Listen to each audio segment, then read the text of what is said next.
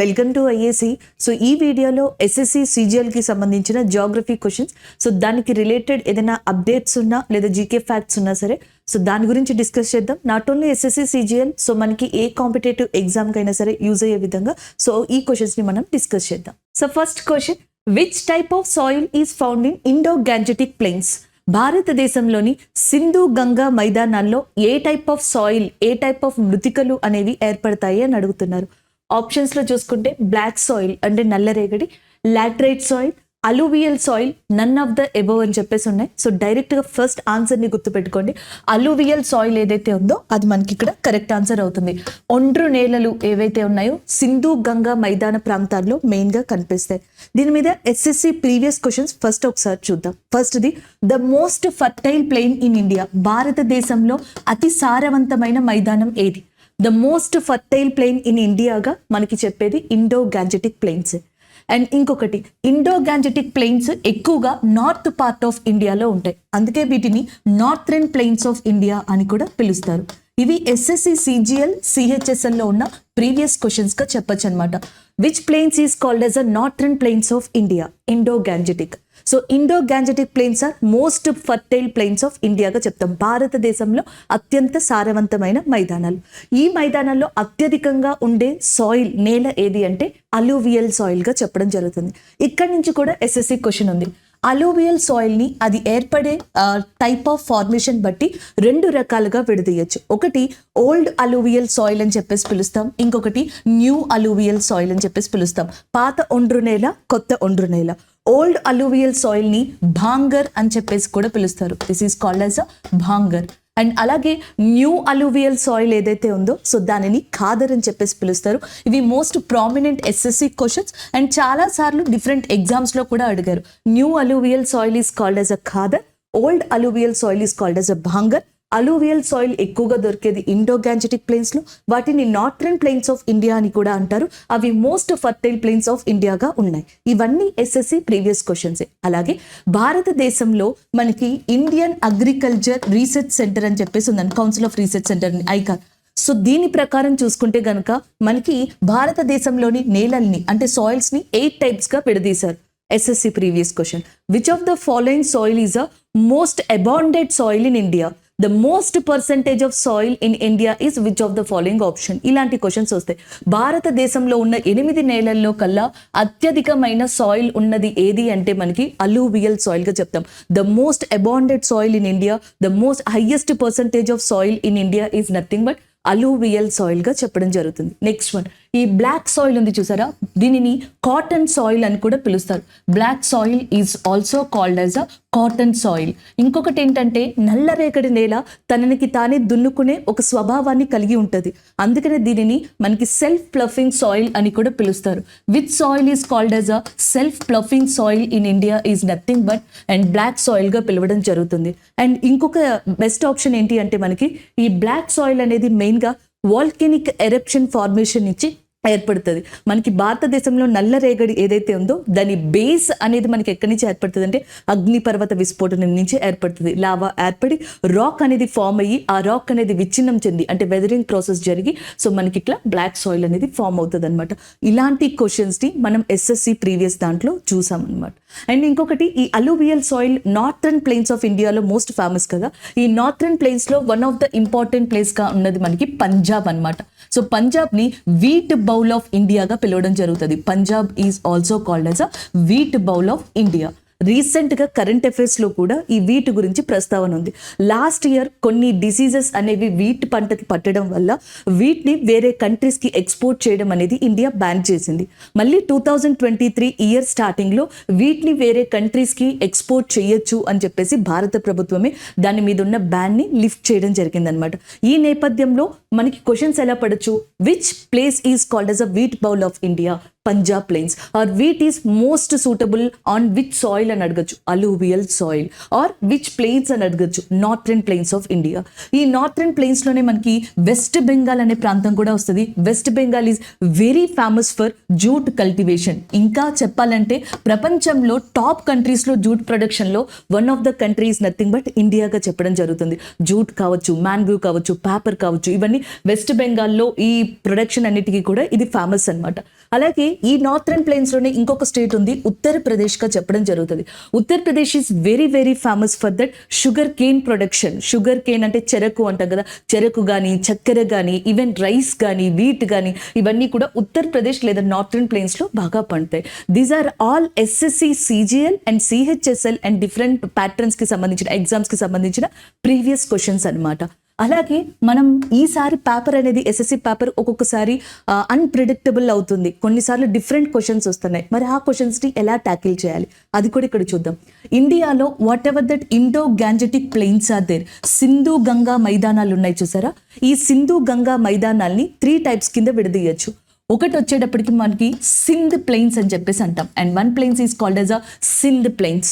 ఇంకొక దాన్ని మనకి రాజస్థాన్ ప్లెయిన్స్ అని చెప్పేసి కూడా పిలవచ్చు, రాజస్థాన్ ప్లెయిన్స్. అండ్ ఇంకొకటి పంజాబ్ ప్లెయిన్స్ అని చెప్పేసి పిలుస్తారు. అండ్ ఇంకొకటి వచ్చేటప్పటికి గంగా ప్లెయిన్స్ అని చెప్పేసి పిలవడం జరుగుతుంది. సో క్వశ్చన్ ఎలా వస్తుంది, which of the following is not a part of Indo Gangetic plain. ఈ క్రింది వాటిలో ఇండో గ్యాంజెటిక్ ప్లెయిన్ కి వన్ ఆఫ్ ద భాగం కానిది ఏది అని అడగచ్చు. ఆప్షన్ ఏలో గంగా, ఆప్షన్ బిలో పంజాబ్ ప్లెయిన్స్, ఆప్షన్ సిలో రాజస్థాన్ ప్లెయిన్స్, ఆప్షన్ డిలో మహారాష్ట్ర ప్లెయిన్స్ అని ఇవ్వచ్చు, తెలంగాణ ప్లెయిన్స్ అని ఇవ్వచ్చు, ఆంధ్ర ప్లెయిన్స్ అని ఇవ్వచ్చు. ఇలా కూడా కొన్ని క్వశ్చన్స్ ని ఫామ్ చేసే అవకాశం ఉంటుంది. So the main Indo Gangetic plains are divided into this parts గా చెప్పొచ్చు. సో జనరల్ గా కనుక మీరు ఇండియా మ్యాప్ ని కనుక చూసుకున్నట్టయితే సో ఆల్మోస్ట్ మనకి ఈ జమ్మూ కాశ్మీర్ ఇక్కడ నుంచి చూడండి, పంజాబ్, ఉత్తరప్రదేశ్, దాని తర్వాత బీహార్, దాని తర్వాత నెక్స్ట్ వచ్చేటప్పటికి మనకి ఏదైతే వెస్ట్ బెంగాల్, ఈ ప్రాంతాలన్నీ కూడా ఆల్మోస్ట్ ఈ ఏరియాస్ ఏవైతే ఉన్నాయో ఈ ఏరియాస్ అంతా కూడా మనకి ప్లెయిన్స్ అనేవి మెయిన్గా ఉంటాయి. ఇక్కడంతా ప్లెయిన్స్ ఉంటాయి, ఇక్కడంతా మౌంటైన్స్ ఉంటాయి. హిమాలయాస్ ఫస్ట్ మీకు ఇండియాలో కనిపిస్తాయి. ఇది మ్యాప్ అనుకున్నారనుకోండి, ఫస్ట్ మీకు హిమాలయాస్ కనిపిస్తాయి, దాని కింద నెక్స్ట్ వచ్చేటప్పటికి మీకు ఇక్కడ మా ప్లెయిన్స్ అనేవి కనిపిస్తూ ఉంటాయి. సో అందుకే ఎగ్జామినర్ కూడా అప్పుడప్పుడు అడిగినప్పుడు క్వశ్చన్స్ ఎలా అడుగుతారు, హైయెస్ట్ పీక్ ఇన్ ఇండియా, భారతదేశంలో అత్యంత ఎత్తైన శిఖరం ఏది అని అడుగుతారు. సో భారతదేశంలో అత్యంత ఎత్తైన శిఖరం వచ్చేటప్పటికి మనకి కాంచన గంగా లేదా కాంచన జంగా. సో 2 ప్రొనౌన్సియేషన్స్ కరెక్టేనండి, which is located in Sikkim గా చెప్తామన్నమాట. సో అలాంటి క్వశ్చన్స్ ఇక్కడి నుంచి పడతాయి. నెక్స్ట్ వచ్చేటప్పటికి ఏమని అడుగుతారు, ప్లెయిన్స్ అడుగుతారు. So the most fertile plain in India Indo Gangetic plain. So దీని కింద నెక్స్ట్ వచ్చేటప్పటికి ప్లాట్యూస్ ఉంటాయి. ఏ ప్లాట్యూ ఉంటుంది, దక్కన్ ప్లాట్యూ అనేది మీకు కనిపిస్తుంది. ద ఓల్డెస్ట్ ప్లాట్యూ ఇన్ ఇండియాగా కూడా అడగడం జరుగుతుంది. భారతదేశంలో అన్ని పీఠభూముల్లో కల్లా అతి పురాతనమైన పీఠభూమి ఏది అని అడుగుతారు, that is nothing but Deccan plateau. ఇలాంటి క్వశ్చన్స్ ని మనం ఎక్స్పెక్ట్ చేయొచ్చు అనమాట. సో దాంట్లో వన్ ఆఫ్ ద పార్టే ఈ ప్లెయిన్స్ గా చెప్పడం జరుగుతుంది. ఒకటి సింధ్ ప్లెయిన్స్ అంటాం. సింధ్ ప్లెయిన్స్ అంటే ఇండస్ నది ఏదైతే మనకి మెయిన్ గా ఫ్లో అవుతుందో ఆ ఏరియాస్ లో కనిపిస్తుంది. ఎందుకంటే ఇండస్ నదిని సింధు నది అని కూడా పిలుస్తారు. And Indus is also called as Singhi Khamban. The Indus other name is nothing but Singhi Khamban గా చెప్తాం. ఈ సింగి కంబాన్ ని ఏమని కూడా పిలుస్తారు అంటే ద లయన్స్ మౌత్ గా పిలవడం జరుగుతుంది, ద లయన్స్ మౌత్. ఇలా మీరు ఏ రకంగానైనా సరే క్వశ్చన్ అడిగితే ట్యాకిల్ చేసేటట్టుగా ఉండాలి. సో నెక్స్ట్ చూడండి, ఈ సింధ్ ప్లెయిన్స్ ఇక్కడ ఉంటాయి కదా, ఇక్కడ కొన్ని సార్లు ఇక్కడ ఏ నదులైతే ప్రవహిస్తున్నాయో ఈ ప్లెయిన్స్ ఏరియాస్ లో డార్స్ అనే వాటిని ఏర్పరుస్తాయి. సో ఇది ఎస్ఎస్సిలో one of the unexpected question అవుతుంది లేదా టఫెస్ట్ క్వశ్చన్ అవుతుంది. Duars are the formation of, Duars అనేవి దేని వల్ల ఏర్పడతాయి? Option A rivers, option B oceans, option C volcanoes, option D mountains. So మనకి డార్స్ అనేవి ఏర్పడేవి దేని వల్ల అంటే రివర్స్ వల్ల, నదుల వల్ల. డార్స్ అంటే డిప్రెషన్, గుంతలు అంటాం. ఇవి ఎక్కడ ఎక్కువగా ఏర్పడతాయి అంటే సింధ్ ప్లెయిన్, సింధు మైదానాల్లో ఎక్కువగా కనిపిస్తాయి. నెక్స్ట్ ఇక్కడికి వచ్చేటప్పటికి రాజస్థాన్ ప్లెయిన్స్ అనేవి ఉంటాయి. రాజస్థాన్ ప్లెయిన్స్ ని ఏమని కూడా పిలుస్తారు అంటే మీవార్ ప్లెయిన్స్ అని కూడా పిలుస్తారు. Rajasthan plains is also called as a Mewar plains అని చెప్పి పిలుస్తారు, లేదా Marusthali plains. This is also called as a Marusthali plains అని కూడా పిలవడం జరుగుతుంది. ఈ ఏరియాస్ లో ఎక్కువగా కనిపిస్తాయి మనకి మైదానాలు అనేవి. ఈ మరుస్థలి ప్లెయిన్స్ దగ్గర కానీ ఇక్కడ కానీ మనకి ఫేమస్ గా ఉన్న చెట్టు ఏది అంటే కేజ్రీ చెట్టు అని చెప్పేసి అంటాం. So Rajasthan is very famous for that Khejri ట్రీగా కూడా చెప్పడం జరుగుతుంది అనమాట. బిష్నోయి మూమెంట్ అనేది దీంతో మనకి ఇంటర్లింక్ అయి ఉంది. అలా ఒకదాన్ని గుర్తుపెట్టుకోవచ్చు. And next one Punjab plains అంటే వెంటనే మీకు గుర్తుకు రావాల్సింది దో అబ్గా చెప్పడం జరుగుతుంది. ఎక్కువగా నదులు కలుసుకునే ప్లేస్ ఏది అంటే పంజాబ్ ఏరియా అనమాట. పంజాబ్ అంటున్నాం, 5 rivers మెయిన్గా ఈ ల్యాండ్లో ప్రవహిస్తాయి. దో అబ్ అంటే అర్థం ఏంటంటే 2 నదులు ఎక్కడైతే కలుస్తాయో అలాంటి ప్రాంతాన్ని దో అబ్గా చెప్పడం జరుగుతుంది. సో రివర్స్ యొక్క దో అబ్ అనేది, రివర్స్ యొక్క సంగమం అనేది మాక్సిమం ఇండో గ్యాంజెటిక్ ప్లెయిన్స్లో ఎక్కడ కనిపిస్తుంది అంటే పంజాబ్ ప్లెయిన్స్. అది ఒక పాయింట్. దోర్స్ అనేవి నదుల వల్ల ఏర్పడతాయి. ఎక్కడ ఏర్పడతాయి అంటే సింధ్ ప్లెయిన్స్ దగ్గర ఏర్పడతాయి. సో నెక్స్ట్ వచ్చేటప్పటికి గంగా దగ్గరకు వచ్చేటప్పటికి మీరు గుర్తుపెట్టుకోవాల్సింది ఆక్స్బౌ లేక్స్గా గుర్తుపెట్టుకోవాలి. The name is nothing but oxbow lakes ఎక్కువ ఏర్పడేది గంగా ప్లెయిన్స్ దగ్గర. భారతదేశంలో లార్జెస్ట్ ఆక్స్బౌ లేక్ అనేది ఎక్కడుంది అంటే బీహార్ ప్రాంతం దగ్గర ఉంది. Bihar is a area where we have the largest oxbow lake గా చెప్తాం. సో దానినే మనకి కున్వర్ లేదా కన్వర్ లేక్ గా కూడా పిలవడం జరుగుతుంది. ఇది డైరెక్ట్ క్వశ్చన్.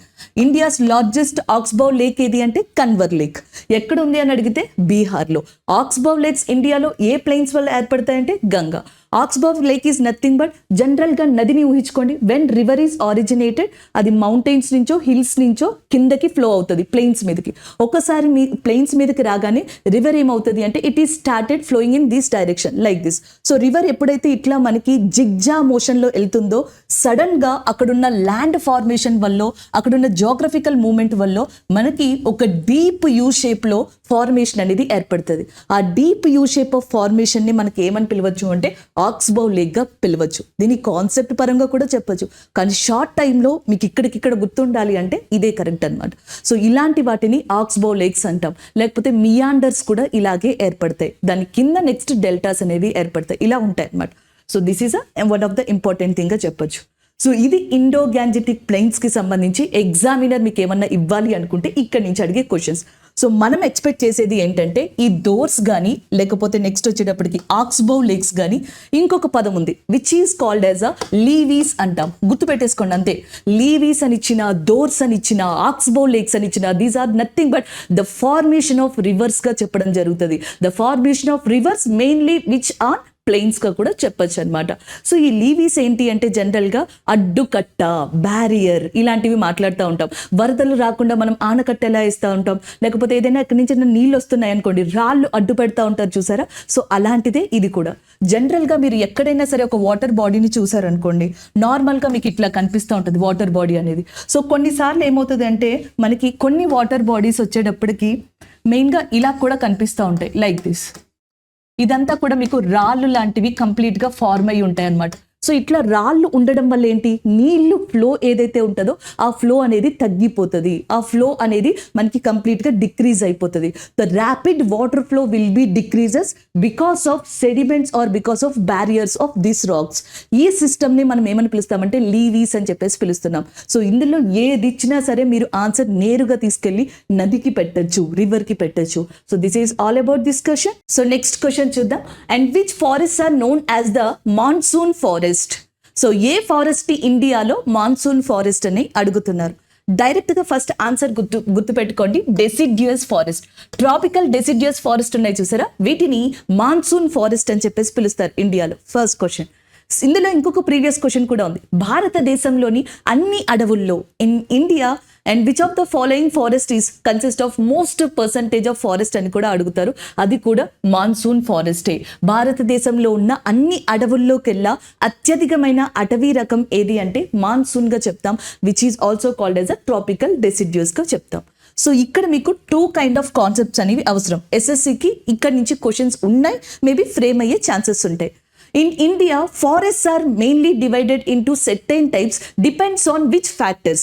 భారతదేశంలోని అడవులని రకరకాలుగా విడదీస్తారు. అవి ఏ ఫ్యాక్టర్స్ మీద డిపెండ్ అయ్యి ఉంటాయి అని అడుగుతారు. The first one is nothing but climate.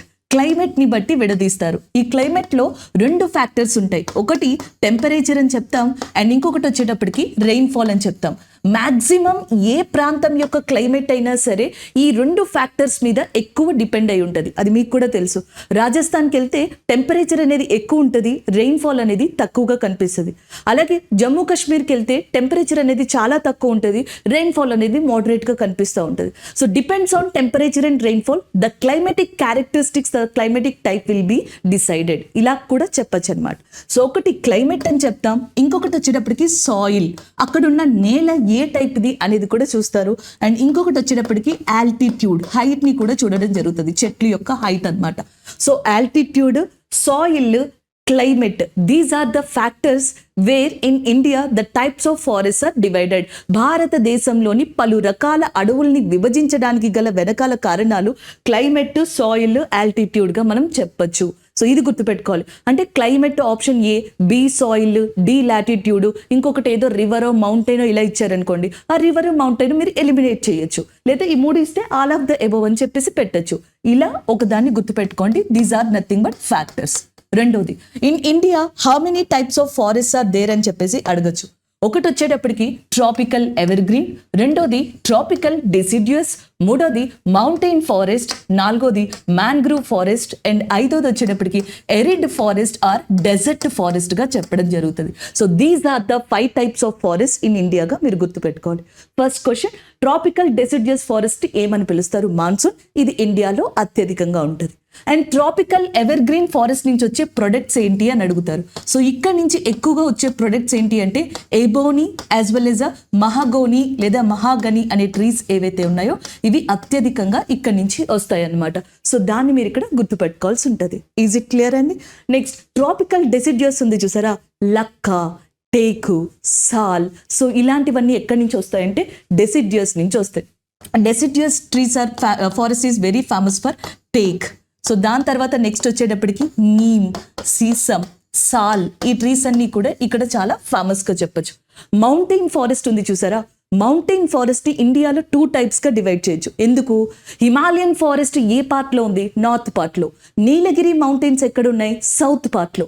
ఇవి మౌంటైన్సే కానీ వీటి మధ్యలో క్లైమేట్ పరంగా, సాయిల్ పరంగా, ఆల్టిట్యూడ్ పరంగా చాలా డిఫరెన్స్ ఉంటుంది. అందుకే ఇండియాలో మౌంటైన్ ఫారెస్ట్ని 2 టైప్స్ కింద విడదీసి చెప్పొచ్చు. ఒకటి హిమాలయన్ ఫారెస్ట్ అని చెప్పేసి అంటాం, one is nothing but Himalayan forest.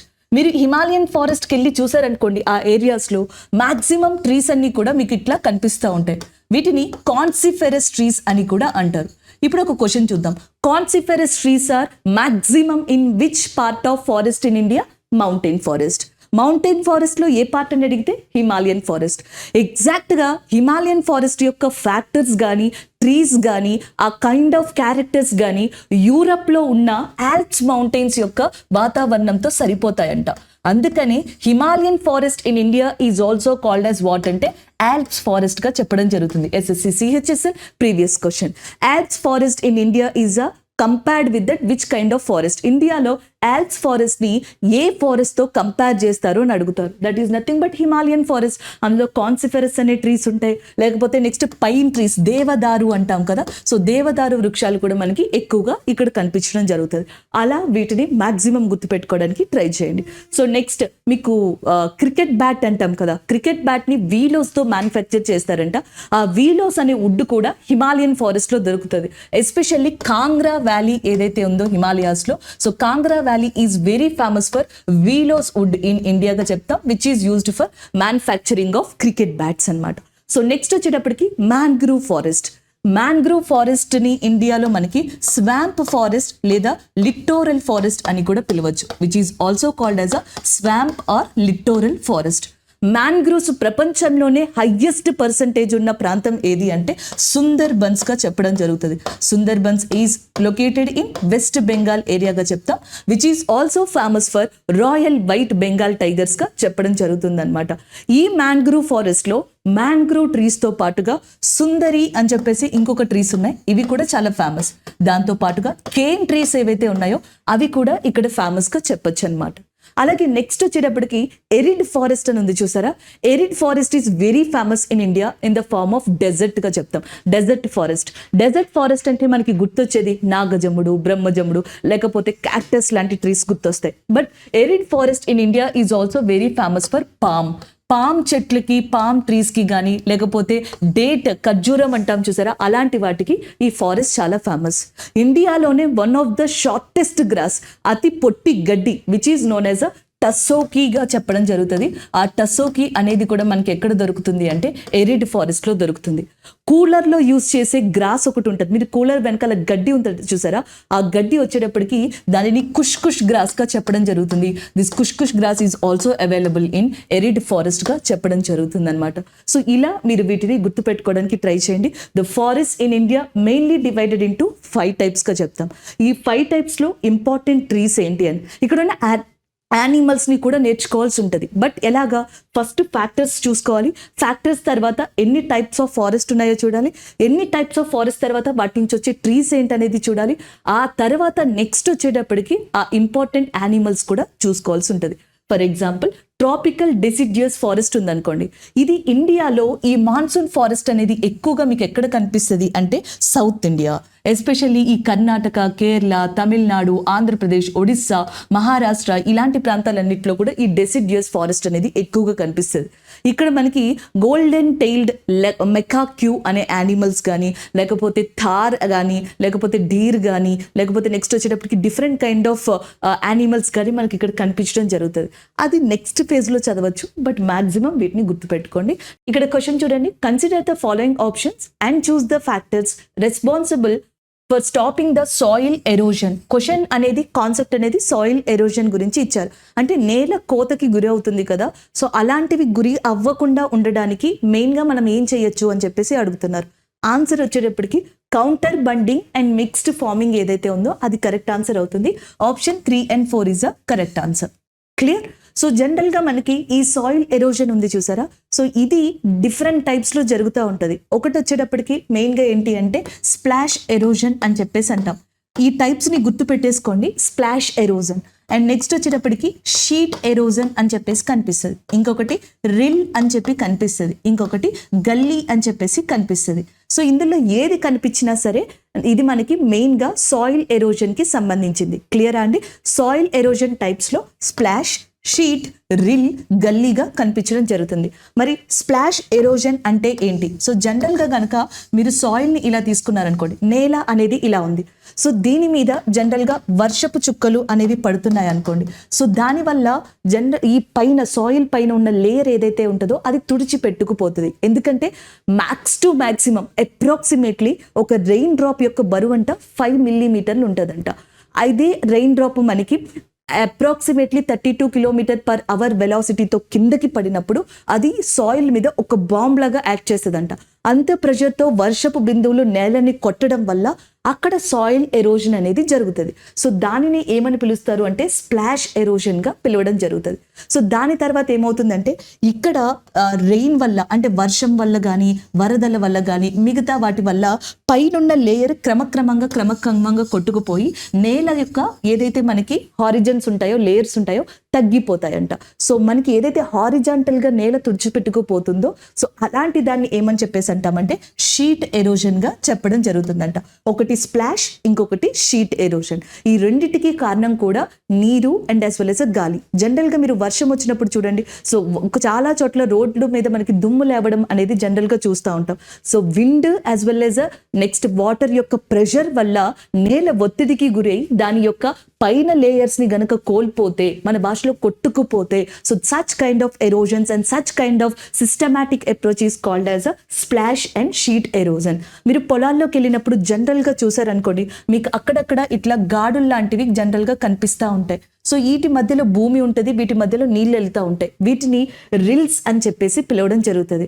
అదే కనుక రాను రాను ఈ రిల్స్ మధ్య దూరం పెరిగిపోయింది అనుకోండి, సో వాటిని ఏమని పిలుస్తారు అంటే గల్లీస్గా పిలవడం జరుగుతుంది అనమాట.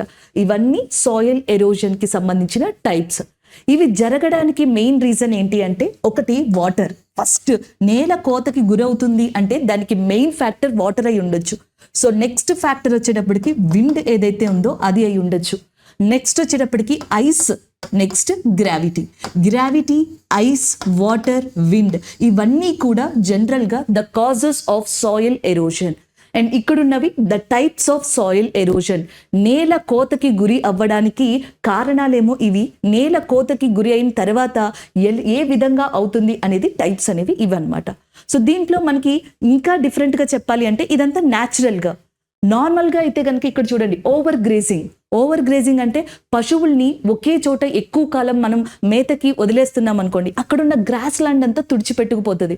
ఎప్పుడైతే అక్కడ జనరల్గా చెట్లు లేవో డైరెక్ట్గా ఈ వర్షం అనేది దాని మీద మనకి ప్రెషర్ని ఇవ్వడం జరుగుతుంది, లేదా డైరెక్ట్గా ఈ వాటర్ అనేది ఆ ఏరియాని తుడిచిపెట్టుకుపోవడం జరుగుతుంది. నార్మల్గా చెట్లు ఉన్నాయనుకోండి, అప్పుడు ఏమవుతుంది, ఈ వర్షం యొక్క ప్రెషర్ అనేది డైరెక్ట్గా భూమిని తాకదు, నేలని తాకదు. అప్పుడు మనకి ఏ ఎరోజన్ జరగదు, స్ప్లాష్ ఎరోషన్ అనేది జరగదు మ్యాక్సిమం. కానీ ఓవర్ గ్రేజింగ్, పశువులు అనేవి ఆ సాయిల్ని మొత్తాన్ని, ఆ ఏరియాలో ఉన్న గ్రాస్ ల్యాండ్ని తినేయడం వల్ల, లేకపోతే వెజిటేషన్ అనేది అక్కడ పోవడం వల్ల ఇది స్ప్లాష్ ఎరోజన్కి కారణమవుతుంది. అంటే ఒక రకంగా చెప్పాలంటే ఓవర్ గ్రేజింగ్ అనేది సాయిల్ ఎరోజన్ని ఆపడానికి కాదు, సాయిల్ ఎరోజన్ అనేది జరగడానికి రీజన్ అవుతుంది. నెక్స్ట్ షిఫ్టింగ్ కల్టివేషన్ అంటే ఒక ల్యాండ్ని తీసుకుని అక్కడ పంటని పండించిన తర్వాత ఆ ఏరియాని మొత్తం కాల్ చేస్తారు చూసారా, కాల్ చేసి దాని తర్వాత మళ్ళీ వ్యవసాయం చేయడం మొదలు పెడతారు, మళ్ళీ అదే పద్ధతిగా చేస్తారు. కొన్ని సంవత్సరాల తర్వాత అక్కడి నుంచి వేరే చోటుకి వెళ్ళిపోవడం జరుగుతుంది. దీన్ని జూమ్ వ్యవసాయం అని, పోడు వ్యవసాయం అని, పాడి వ్యవసాయం అని, ఇలా డిఫరెంట్ నేమ్స్ తో ఇండియాలో పిలుస్తారనమాట. సో దీనివల్ల ఏమవుతుంది, ఆ ఏరియాలో ఉన్న వెజిటేషన్, చెట్ల యొక్క సంఖ్య తగ్గిపోతుంది, గ్రాస్ ల్యాండ్స్ తగ్గిపోతాయి, మళ్ళీ అది స్ప్లాష్ ఎరోజన్ కి దారితీస్తుంది. ఒకసారి ఇది స్టార్ట్ అయింది అనుకోండి, నెమ్మదిగా ఆ నేల అనేది మిగతా యొక్క ఎరోజన్స్ కి కూడా కారణం అవుతుంది. ఇవన్నీ జరగడానికి రీజన్ ఏంటి అంటే న్యాచురల్ ఫ్యాక్టర్స్ ఏమో ఇవి, మనం క్రియేట్ చేస్తున్న ఫ్యాక్టర్స్ ఏంటి, shifting cultivation and over grazing గా చెప్తాం. ఇంకొకటి కౌంటర్ బండింగ్. కౌంటర్ బండింగ్ అంటే మీరు ఎప్పుడైనా కొండని చూసారా, కొండని కానీ మౌంటైన్ని కానీ చూస్తే ఇలా ఉంటుంది. సో ఇదంతా కూడా మనకి జనరల్గా వాలుగా ఉంటుంది, స్లోప్ ఉంటుంది. ఇక్కడ నుంచి మనం వాటర్ని ఇలా పోసామనుకోండి, జనరల్గా వాటర్ని ఇట్లా డౌన్ పోర్ చేసామనుకోండి, ఒక్కసారిగా వాటర్ అనేది ఇట్లా మనకి ఇక్కడ ఉన్న సెడిమెంట్స్ని, మినరల్స్ని అన్నిటిని తుడిచిపెట్టుకుపోతుంది. ఒకవేళ కనుక ఇక్కడ ఏదైనా మనం ఒక ఏమంటారు బ్యారియర్ లాంటిది పెట్టామనుకోండి, కౌంటర్ లాంటిది పెట్టామనుకోండి, దానివల్ల ఏమవుతుంది, వాటర్ ఇక్కడ వరకు వచ్చి మళ్ళీ స్లోగా ఇటు నుంచి రావడం జరుగుతుంది. అలా కొండ ఏరియాస్లో ఏం చేస్తారు అంటే వాలుగా ఉన్న ప్రాంతాల్లో గట్లని కట్టడం కానీ, కౌంటర్స్ని పెట్టడం కానీ ఇలాంటివన్నీ చేస్తారు. సో దానివల్ల ఏమవుతుందంటే అంటే ఫాస్ట్గా వెళ్ళాల్సిన వాటర్ కాస్త మనకి స్లోగా వెళ్ళడం స్టార్ట్ అవుతుంది. దానిని ఏమని పిలుస్తారు అంటే కౌంటర్ బండింగ్ అని చెప్పేసి పిలుస్తారు. దీనివల్ల షీట్ ఎరోషన్ అనేది జరగదు. సో సాయిల్ ఎరోజన్ని జరగకుండా కాపాడేది కౌంటర్ బండింగ్గా చెప్పడం జరుగుతుంది. మిక్స్డ్ ఫార్మింగ్ అంటే ఒకవైపు మనకి పశువుల్ని పెంచడం అండ్ ఇంకొక వైపు క్రాప్స్ని వేయడం, ఇలాంటి వాటిని మిక్స్డ్ ఫార్మింగ్ అంటారు. దీనివల్ల ఆ సాయిల్ యొక్క మనకి న్యూట్రియంట్స్ ఏవైతే ఉంటాయో బ్యాలెన్స్డ్గా ఉంటాయి. ఎప్పుడైతే న్యూట్రియంట్స్ బ్యాలెన్స్డ్గా ఉన్నాయో సాయిల్ స్ట్రాంగ్గా ఉంటుంది, అది అంత ఈజీగా సాయిల్ ఎరోజన్కి గురి అవ్వదు. సో సాయిల్ ఎరోజన్ కాకుండా ఉండాలంటే contour bunding and mixed farming అనేవి బెస్ట్ మెథడ్స్. సాయిల్ ఎరోజన్కి అవుతుంది అంటే కారణం ఓవర్ గ్రేజింగ్, షిఫ్టింగ్ కల్టివేషన్. ఇప్పుడు డిఫరెంట్ క్వశ్చన్ చూద్దాం. The natural factors which are main reason for and ఏమంటారు సాయిల్ ఎరోజన్ అని అడిగారు అనుకోండి, వాటర్, ఐస్, విండ్, గ్రావిటీ అని చెప్పండి. ఒకవేళ కనుక మనం క్రియేట్ చేస్తున్నాం, హ్యూమన్ క్రియేట్ చేస్తున్న రీజన్స్ ఏంటి అని అడిగారు అనుకోండి, ఓవర్ గ్రేజింగ్, షిఫ్టింగ్ కల్టివేషన్ అని చెప్పండి. టైప్స్ ఏంటని అడిగారు అనుకోండి, వీటికి ఎగ్జాంపుల్స్ ఇవ్వండి, ఈ టైప్స్ని వీటిని గుర్తుపెట్టుకోండి. ఇది మీకు సాయిల్ ఎరోజన్ నుంచి మ్యాక్సిమం అడిగే క్వశ్చన్స్గా చెప్పొచ్చు. మరి స్టడీ ఆఫ్ సాయిల్ ని ఏమని పిలుస్తారు? The study of soil is called as a pedology. Again I'm repeating, the study of soil is called as a pedology. మరి ప్రపంచ సాయిల్ డే ఎప్పుడు, ప్రపంచ మృతిక దినోత్సవం ఎప్పుడు? The world soil day is celebrated every year on December 5th గా చెప్తాం. December 4th ఏమో Indian navy day and December 5th వచ్చేటప్పటికి వరల్డ్ సాయిల్ డేగా ఉంది. సో దాన్ని గుర్తుపెట్టుకోవచ్చు మీరు.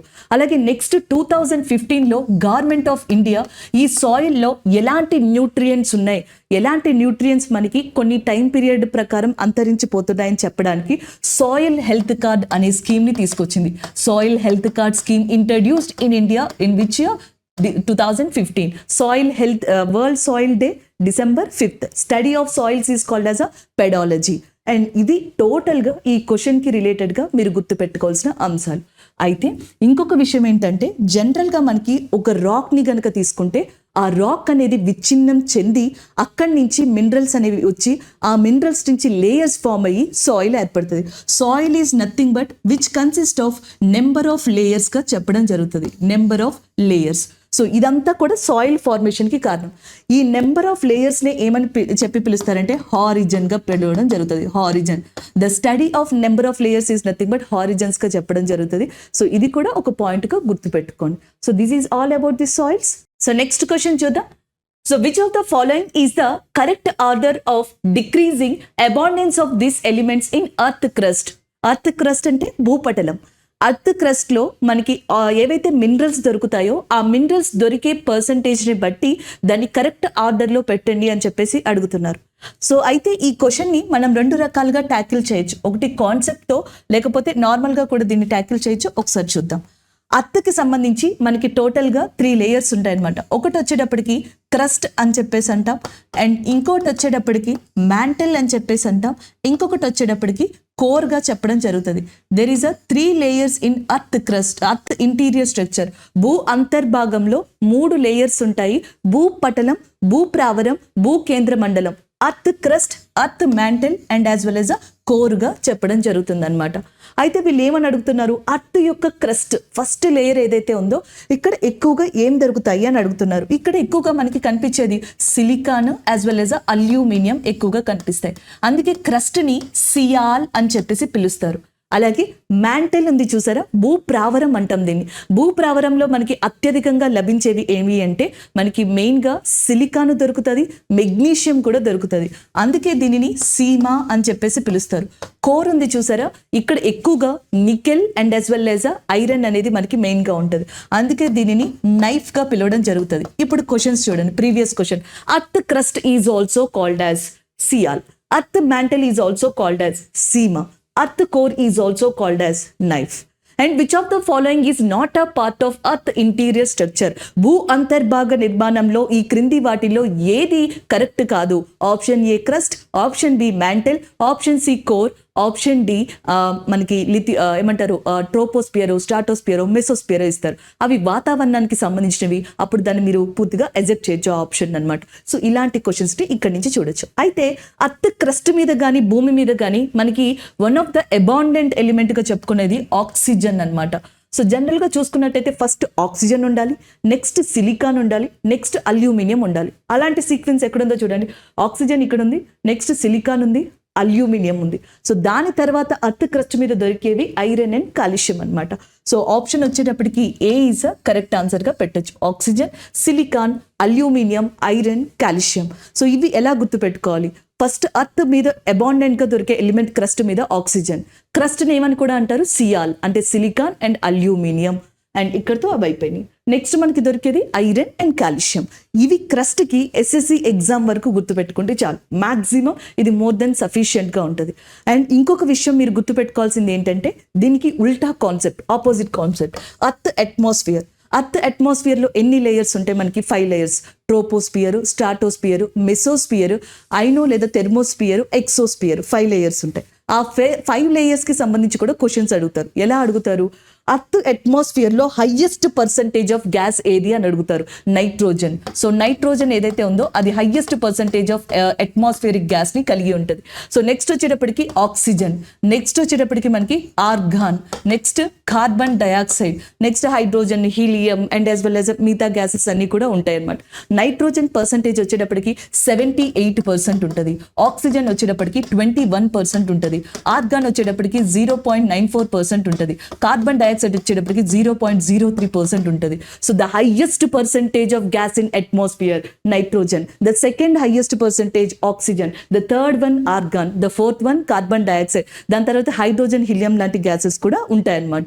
సో జనరల్గా లాస్ట్ ఇయర్ ఎస్ఎస్సిలో షిఫ్ట్ 1లో ఒక 2 కామన్ షిఫ్ట్స్లో అడిగిన క్వశ్చన్ ఏంటి అంటే మనకి ఈ arrange the sequence of atmospheric gases in following options. So ఇచ్చిన ఆప్షన్స్లో అట్మాస్ఫియర్ వాతావరణంలోని వాయువుల యొక్క శాతాన్ని బట్టి వాటిని అరేంజ్ చేయండి అని చెప్పేసి అడిగారు. సో అందులో మనకి ఇలాంటి అరేంజ్మెంట్ అనేది కనిపిస్తూ ఉంటుంది అనమాట. అది అర్త్ యొక్క అట్మాస్ఫియర్ వాతావరణానికి సంబంధించి, ఇది అర్త్ క్రస్ట్, మ్యాంటల్ అండ్ కోర్కి సంబంధించి. ఇంకొక పాయింట్ చెప్తాను చూడండి. అర్త్ క్రస్ట్ పైన ఏదైతే మనకి ఒక సర్ఫేస్ ఆఫ్ లేయర్ ఉంటుందో, సో దీనిని మనకి ఏమని చెప్పేసి అంటామంటే లిథియోస్పియర్గా చెప్పడం జరుగుతుంది. ఇది చాలా ఇంపార్టెంట్. ఒక్కొక్కసారి ఏం చేస్తారంటే option A lithosphere, option B mesosphere, option C troposphere, option D thermosphere. ఇందులో అట్మాస్ఫియర్ కి సంబంధించినది కానిది ఏది? Which of the following is not included in earth atmosphere అని చెప్పేసి అడుగుతారు. That is nothing but lithosphere గా చెప్పొచ్చు. అక్కడ అది యూజ్ అవుతుంది. నెక్స్ట్ ఇది మ్యాంటల్ ఉంది చూసారా, భూప్రావరం. సో దీనిని అప్పర్ మ్యాంటల్ అంటాం, దీనిని లోవర్ మ్యాంటల్ అంటాం. అప్పర్ మ్యాంటల్ అనేది వీక్గా ఉంటుందంట కింద దాంతో కంపేర్ చేసుకుంటే. అందుకే అప్పర్ మ్యాంటల్ని జాగ్రఫీలో ఏమని పిలుస్తారంటే ఎస్థినోస్పియర్ అని చెప్పేసి పిలుస్తారు. అగైన్ ఐమ్ రిపీటింగ్, ఎస్థినోస్పియర్ అని చెప్పేసి దేన్ని పిలుస్తారు అంటే అప్పర్ మ్యాంటల్. అప్పర్ మ్యాంటల్ లేకపోతే మ్యాంటల్, మ్యాంటల్ కూడా లేకపోతే సీమాగా మీరు ఆన్సర్ పెట్టచ్చు. నెక్స్ట్, మీరు ఎప్పుడూ చూసే భూమి మీద అగ్ని పర్వతం వాల్కెనో అంటాం కదా, వాల్కెనో యొక్క బేస్ అనేది భూమి లోపల ఉంటుంది. మీకు పైన ఈ డోమ్ లాంటి షేప్ మాత్రమే కనిపిస్తుంది. The base of volcano which is located in the interior structure of the earth, it is started from which layer అంటే ఎస్థినోస్పియర్. అంటే ద బేస్ ఆఫ్ వాల్కెనో అనేది ఎక్కడి నుంచి వస్తుంది? అగ్ని పర్వతం యొక్క బేస్ అనేది, ద మాగ్మా ఛాంబర్ అనేది ఎక్కడ ఉంటుంది అని అడిగితే asthenosphere. This is also SSC CHSL question. ఎస్ఎస్సి సిహెచ్ఎస్ఎల్లో సిజిఎల్లో ఫ్రీక్వెంట్ గా యూజ్ చేసే పదం ఎస్థినోస్పియర్. ఎస్ఎస్సి సిజిఎల్ ఫ్రీక్వెంట్ గా యూజ్ చేసే క్వశ్చన్ అట్మాస్ఫియర్ లో arrange the sequence of gases in atmosphere. ఇది ఇస్తాడా అంటే నో క్లూ, బట్ కాకపోతే దీనిని గనక మీరు కవర్ చేసుకోగలిగితే ఇది ఇస్తే వెల్ అండ్ గుడ్, ఇది ఇవ్వకపోతే దీని రిలేటెడ్ కాన్సెప్ట్స్ ని కూడా మీరు ప్రిపేర్ అయ్యి ఉంటే క్వశ్చన్స్ వస్తే పెట్టచ్చు అవి కూడా. ఇంకొక ఇంపార్టెంట్ థింగ్ అనేది మనం చూద్దాం. వాల్కెనో గురించి చెప్తున్నాం కదా, ఇండియాలో వన్ ఆఫ్ ద యాక్టివేటెడ్ వాల్కెనోగా ఉన్నది ఏది అంటే మనకి బ్యారెన్ వాల్కెనోగా చెప్తాం. Barren volcano. So this is a most activated volcano in India. భారతదేశంలో క్రియాశీల అగ్నిపర్వతం పేరు బ్యారెన్ వాల్కెనో అంటాం. ఇది ఉన్నది ఎక్కడ అంటే అండమాన్ అండ్ నికోబార్ ఏరియాలో లొకేట్ అయి ఉందన్నమాట. ఇవి ఓవరాల్గా మీరు ఇక్కడ ఇంపార్టెంట్గా గుర్తుపెట్టుకోవాల్సిన మెయిన్ అంశాలండి. ఒకవేళ కనుక అట్మాస్ఫియర్ గురించి ఇచ్చారనుకోండి, ఫస్ట్ ఒక క్వశ్చన్ గుర్తుపెట్టుకోండి. 99% of atmosphere is made up of 99% of nitrogen and oxygen. Again, I'm repeating, 99% of atmosphere is made up of 99% of nitrogen and oxygen. ఇది ఎందుకు ఈ స్టేట్మెంట్ చెప్తాము అంటే మీరు నేరుగా ఎగ్జామ్కి వెళ్ళేటప్పటికి నైట్రోజన్ పర్సంటేజ్ ఎంత, 71%, 72%, 73%, 78%, 75.5% ఇలా ఇచ్చినప్పుడు మ్యాథ్స్ టు మ్యాథ్స్ స్టూడెంట్స్ అనే వాళ్ళు మనకి జనరల్గా కన్ఫ్యూజ్ అవుతారు. అలా కన్ఫ్యూజ్ అవ్వకుండా ఉండాలి అంటే 99% of atmosphere is made up of 99% of nitrogen and oxygen. 78 + 21 that is nothing but 99. అంటే 78 నైట్రోజన్కి వెళ్తే 21% ఆక్సిజన్ ఉంటుంది. అలా కూడా దీనిని గుర్తుపెట్టుకోవచ్చు. అలాగే అట్మాస్ఫియర్ లో nearest layer to that earth గా దేని చెప్తామంటే ట్రోపోస్పియర్. భూమికి దగ్గరగా ఉన్న లేయర్ ఏది? ట్రోపోస్పియర్. ప్లెయిన్స్ అనేవి ఏ లేయర్ లో ట్రావెల్ అవుతాయి? That is nothing but stratosphere. Ozone layer అనేది ఎక్కడ ఉంటుంది? స్ట్రాటోస్పియర్ లో ఉంటుంది. Ozone layer is located in which layer of atmosphere? That is nothing but stratosphere గా చెప్పొచ్చు. The highest temperature is located in which atmospheric layer? ఉన్న వాతావరణంలోని layers అన్నిటిలో కూడా హైయెస్ట్ పర్సంటేజ్ ఆఫ్ టెంపరేచర్ అనేది ఎక్కడ ఉంటుంది? దట్ ఈస్ నథింగ్ బట్ థెర్మోస్పియర్ గా చెప్తాం. మరి కోల్డెస్ట్ లేయర్ ఏది అని అడిగితే మీసోస్పియర్ గా చెప్పడం జరుగుతుంది. సో మీసోస్పియర్ వచ్చేటప్పటికి కోల్డెస్ట్, థెర్మోస్పియర్ వచ్చేటప్పటికి హాటెస్ట్, అలాగే నియరెస్ట్ వచ్చేటప్పటికి ట్రోపోస్పియర్, ఓజోన్ లేయర్ ఉండేది స్ట్రాటోస్పియర్ లో, and as well as plains అనేవి ట్రావెల్ అయ్యేది కూడా స్ట్రాటోస్పియర్ లోగా చెప్తాం. ఎప్పటి నుంచో ఎస్ఎస్సిలో అడుగుతున్న ఇంకొక క్వశ్చన్, ఈవెన్ ఆర్ఆర్బిలో కూడా అడిగిన క్వశ్చన్ ఇది. ఆ ప్రీవియస్ క్వశ్చన్ ఏంటి అంటే రేడియో ధార్మిక కిరణాలు తిరిగి భూమిని చేరడానికి గల main reason. The radioactive elements are again reached to that earth because of which layer in atmosphere? That is nothing but ionosphere గా చెప్తాం. Ionosphere is also part of thermosphere గా చెప్పడం జరుగుతుంది. ఐనోస్పియర్ వల్లే మనకి జనరల్ గా radio ధార్మిక కిరణాలు అనేవి భూమిని తాకడం జరుగుతుంది అనమాట. సో ఇవి ఓవరాల్ గా మీరు ఇక్కడ గుర్తుపెట్టుకోవాలి మెయిన్ అంశాలు. ఆప్షన్ ఏ అనేది ఇక్కడ కరెక్ట్ ఆన్సర్ అవుతుంది. సో నెక్స్ట్ వన్ చూద్దాం.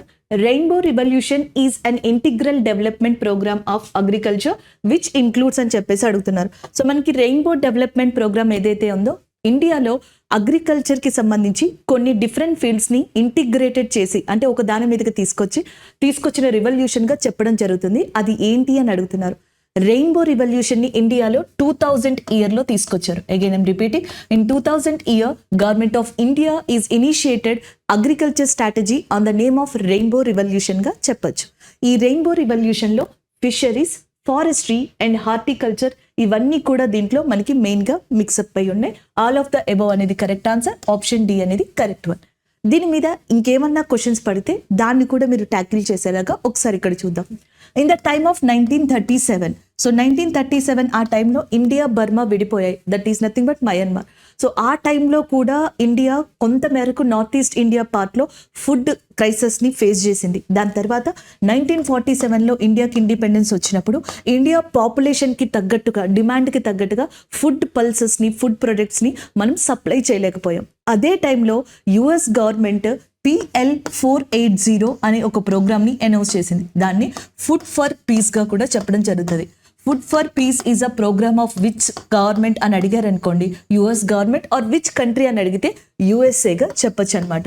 సో దీని ప్రకారం ఏంటంటే ఏదైనా ఫ్రెండ్లీ కంట్రీ యుఎస్ఏతో మనకి ఈ డీల్ని కుదుర్చుకొని దాని యొక్క లోకల్ కరెన్సీతోనే, అంటే డాలర్స్లో కాకుండా లోకల్ కరెన్సీతోనే ఇక్కడున్న ఫుడ్ పల్సెస్ని కానీ, ఫుడ్కి సంబంధించిన గ్రెయిన్స్ని, ఆహార ధాన్యాలు కానీ మన కరెన్సీతోనే కొనుక్కోవచ్చు. ఇండియా కొనుక్కోవాలనుకోండి ఇండియన్ రూపీలో కొనుక్కోవచ్చు. ఈవెన్ పాకిస్తాన్ అయితే పాకిస్తాన్ కరెన్సీ. అలా ఎందుకు ఇది పెట్టారంటే ఫారెన్ ఎక్స్చేంజ్ రిజర్వ్స్, సో విదేశీ మారక ద్రవ్యాలు ఏవైతే ఉన్నాయో ఆ బర్డెన్ని అప్పట్లో తగ్గించడం కోసం యుఎస్ఏ తన ఫ్రెండ్లీ కంట్రీస్ కోసం ఈ పథకాన్ని తీసుకొచ్చింది. 1947 నుంచి 1962 వరకు ఆల్మోస్ట్ ఇండియా దీని మీదే డిపెండ్ అయింది. 1962లో ఇండియాకి చైనాకి మధ్య వార్ జరిగింది. ఇది కూడా ఒక మంచి బిట్ అండి. ఇండియా చైనా వార్ అనేది ఎప్పుడు జరిగింది అంటే 1962లో జరిగింది. ఇది ఒక పాయింట్. సో నెక్స్ట్ వచ్చేటప్పటికి 1965లో ఇండియాకి పాకిస్తాన్కి మధ్య కూడా ఒక వార్ అనేది జరిగింది.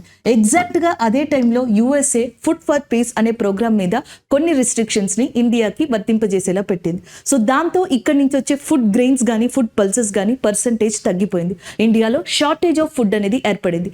ఎగ్జాక్ట్గా అదే టైంలో భారతదేశంలో యుద్ధాలు జరుగుతున్నాయి. అది కూడా దాని మీద ఇంపాక్ట్ పడి భారతదేశంలో మిలియన్స్ ఆఫ్ పీపుల్ డెత్కి గురవడం జరిగింది. వన్ ఆఫ్ ద గ్రేట్ క్రైసిస్గా కూడా చెప్పడం జరుగుతుంది ఇండియాలో.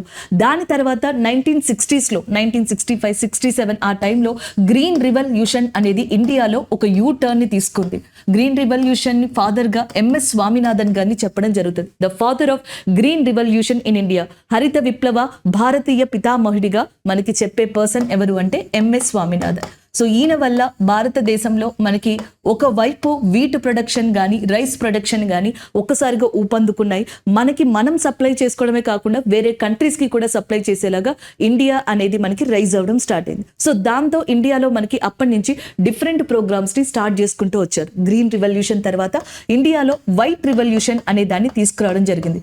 వైట్ రివల్యూషన్ తీసుకురావడానికి మెయిన్ రీజన్ వెర్గీస్ కురియన్గా చెప్పడం జరుగుతుంది. వెర్గీస్ కురియన్ని father of milk revolution in ఇండియాగా కూడా చెప్పడం జరుగుతుంది. శ్వేత విప్లవ పితామహుడిగా వెర్గీస్ కురియన్ గారిని చెప్తారనమాట.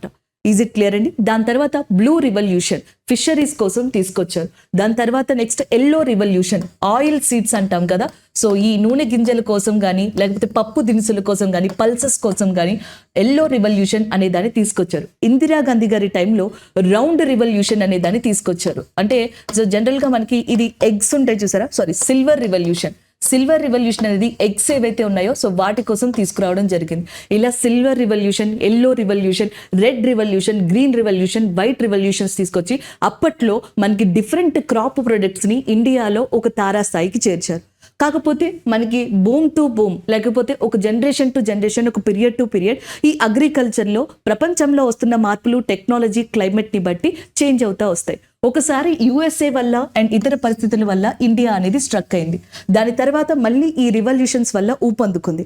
కానీ 1989 లేదా 90 ఆ ప్రాంతంలో ఇండియా దగ్గర కూడా ఆర్థిక సంక్షోభం వచ్చింది, ఎకనామిక్ క్రైసిస్. సో దానివల్ల 1991-92 ఆ టైంలో ఇండియాలో ఎకనామిక్ రీఫార్మ్స్ తీసుకొచ్చారు. ఎకనామిక్ రీఫార్మ్స్ ఎవరి టైంలో వచ్చాయంటే PV నరసింహారావు సార్ టైంలో వచ్చాయి. దానినే మనకి LPGగా కూడా చెప్పడం జరుగుతుంది. లిబరలైజేషన్, ప్రైవేటైజేషన్, గ్లోబలైజేషన్గా చెప్పడం జరుగుతుంది. L stands for liberalisation, P stand for privatisation, G stand for globalisation. ఇలాంటివి కూడా ఒక్కొక్కసారి క్వశ్చన్స్ని మీకు అడిగే ఛాన్సెస్ ఉన్నాయి. సో దాని తర్వాత మళ్ళీ అగ్రికల్చర్ అనేది టర్న్ అవ్వడం స్టార్ట్ అయింది. 2000 ఇయర్లో ఈ టర్న్ అయిన పరిస్థితులకి తగ్గట్టుగా ఇంటిగ్రేటెడ్ అగ్రికల్చర్ స్ట్రాటజీని తీసుకొచ్చారు. దాన్ని రెయిన్బో రివల్యూషన్గా చెప్పడం జరుగుతుంది. సో దాని తర్వాత మనకి డిఫరెంట్ ప్రోగ్రామ్స్ని ఇండియాలో ఇంట్రడ్యూస్ చేయడం జరిగింది. ఈవెన్ 2023 బడ్జెట్లో మనకి నిర్మలా సీతారామన్ గారు ఫినాన్స్ మినిస్టర్ ఏం చెప్పారు అంటే హై వాల్యూ హార్టికల్చర్ క్రాప్స్ రావడం కోసం ఈ బడ్జెట్లో 2,200 కోట్లని 2,200 crores are especially allocated for the horticulture in union budget of 2023గా చెప్పడం జరిగింది. హార్టికల్చర్ అంటే మొక్కలు అంటే మనకి వెజిటేబుల్స్ కానీ ఫ్రూట్స్ కానీ ఏవైతే పండిస్తారో సో ఆ కేటగిరీని హార్టికల్చర్గా చెప్పడం జరుగుతుంది. సో దానికి సంబంధించి 2,200 కోట్లని మనకి కేటాయించడం జరిగింది అని చెప్పేసి ఈ బడ్జెట్లో ఫినాన్స్ మినిస్టర్ నిర్మలా సీతారామన్ గారు చెప్పారు. అలాగే ఫార్మర్స్ డే అనేది మనం ఎప్పుడు సెలబ్రేట్ చేసుకుంటామంటే December 23rd. December 23 అనేది ప్రతి సంవత్సరం కూడా రైతు దినోత్సవంగా సెలబ్రేట్ చేసుకోవడం జరుగుతుంది. Farmers day on the honour of Chaudhary Charan Singh sir. అలాగే నెక్స్ట్ మనకి ఇప్పుడు ప్రస్తుతం అగ్రికల్చర్ మినిస్టర్ ఆఫ్ ఇండియా కింద నరేంద్ర సింగ్ తోమార్ అనే పర్సన్ ఉన్నారు. So who is a agriculture minister of India అంటే నరేంద్ర సింగ్ తోమార్ గా గుర్తుపెట్టుకోండి. So these are all about regarding to this programme. ఇంకా కావాలంటే దీంట్లో మనకి ఎస్ఎస్సికి ఎక్స్పెక్ట్ చేసేవి కూడా చాలా ఉన్నాయి. ఫర్ ఎగ్జాంపుల్ మీరు ఇప్పుడు చూసుకోవాల్సిన స్కీమ్స్ ఏంటి అంటే అగ్రికల్చర్కి సంబంధించి ప్రధానమంత్రి కిసాన్ సమ్మాన్ నిధి యోజన అని చెప్పేసి ఉంటుంది. ప్రధానమంత్రి కిసాన్ సమ్మాన్ నిధి యోజన ఏదైతే ఉందో సో దీంట్లో ఫార్మర్స్కి 6,000 రూపీస్ని మనకి పర్ ఇయర్కి 3 ఇన్స్టాల్మెంట్స్లో ఇవ్వడం జరుగుతుంది సపోర్ట్ కోసం అని చెప్పేసి. ఇది ఒకటి. క్రాప్ ఇన్సూరెన్స్ స్కీమ్ ఒకటి ఉంది, పంట బీమా పథకం, ప్రధానమంత్రి ఫసల్ బీమా యోజన అని చెప్పేసి దాన్ని పిలవడం జరుగుతుంది. సో అది కూడా జనరల్గా మీరు గుర్తుపెట్టుకోవచ్చు అనమాట. ఇవన్నీ దీంట్లో ఇంపార్టెంట్ స్కీమ్స్గా మీరు గుర్తుపెట్టుకోండి. అండ్ ఇంకా చెప్పుకుంటూ పోతే మనకి లెంతీ అయిపోతుంది కాబట్టి నేను ఇక్కడితో ఇది ఆపేస్తున్నా. నెక్స్ట్ వన్ చూద్దాం. అలాగే ఫిషరీస్ ఉన్నాయి చూసారా, ఫిషరీస్, దీనికి ప్రధానమంత్రి మత్స్య సంపద యోజన. ఈ బడ్జెట్లో ప్రధానమంత్రి మత్స్య సంపద యోజన గురించి కూడా డిస్కస్ చేశారు. సో అందుకని చెప్పేసి మీరు ఈ ప్రధానమంత్రి మత్స్య సంపద యోజన ఏదైతే ఉందో ఒక్కసారి రిఫర్ చేసుకోండి, మీకు కరెంట్ అఫైర్స్ పరంగా అది యూస్ అవుతాయి. సో నెక్స్ట్ క్వశ్చన్ చూద్దాం. The first biosphere reserve that was set up in India in 1986. 1986లో ఫస్ట్ బయోస్పియర్ ఇన్ ఇండియా ఎక్కడ ఏర్పడింది అని చెప్పేసి అడుగుతున్నారు. నీలగిరి ఉన్నది తమిళనాడు ఏరియాలో. Option B is the correct answer. మీకు క్వశ్చన్లో ఫస్ట్ బయోస్పియర్ అని కనిపిస్తే నీలగిరి అనే ఆన్సర్ పెట్టాలి, అది అట్లా గుర్తుపెట్టుకోండి. ఈ క్వశ్చన్ దీన్ని మనం ఈజీ టు మోడరేట్ దాంట్లో చెప్పొచ్చు. క్వశ్చన్ డిఫికల్ట్గా వస్తే ఇదే క్వశ్చన్ని ఎగ్జామ్లో ఎలా ఎక్స్పెక్ట్ చేయొచ్చు లేదా ప్రీవియస్ క్వశ్చన్ కూడా చూద్దాం. The first biosphere in India Nilgiri which is established in Tamil Nadu in which year. ఏ సంవత్సరంలో భారతదేశంలోని మొట్టమొదటి బయోస్పియర్ని తమిళనాడులో ఎస్టాబ్లిష్ చేశారు? 1984, 1985, 1986, 1981. సో అక్కడ డిఫికల్ట్ అవుతుంది. సో ఆన్సర్ వచ్చేటప్పటికి 1986 ఈజ్ అ కరెక్ట్ ఆన్సర్. దీన్ని గుర్తు పెట్టుకోవడానికి జనరల్గా ట్రిక్స్ అంటూ ఏం లేవు, కాకపోతే ఒక కాన్సెప్ట్ని దీనితో పాటుగా అటాచ్ చేసి గుర్తుపెట్టుకోవచ్చు.